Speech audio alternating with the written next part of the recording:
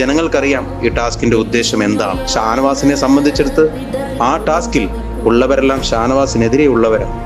അങ്ങനെ ഒരു സന്ദർഭത്തിൽ എങ്ങനെ ഷാനവാസ് അതിൽ പങ്കുചേരാൻ തോന്നും? അല്ലെങ്കിൽ അവരെ എങ്ങനെ വിശ്വസിക്കാൻ തോന്നും? അതുകൊണ്ട് ഷാനവാസ് അതിൽ പങ്കുചേർന്നു.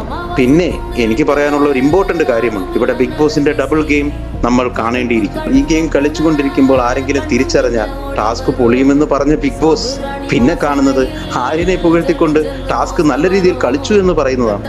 ആദ്യം മുതലേ ഒരു സംശയം ഉണ്ടായിരുന്നു, ആര്യനെ ബിഗ് ബോസ് ഫേവർ ചെയ്യുന്നുണ്ടോ എന്ന്. അത് ഇന്നലത്തെ ടാസ്കോട് കൂടി ജനങ്ങൾക്കെല്ലാം മനസ്സിലായി. ബിഗ് ബോസേ, ഇനി ബിഗ് ബോസിനോടാണ് പറയാനുള്ളത്. ബിഗ് ബോസ് നിങ്ങൾ എത്ര താഴ്ത്തിക്കെട്ടാൻ ശ്രമിച്ചാലും അദ്ദേഹം ഉയർന്നുകൊണ്ടേയിരിക്കും.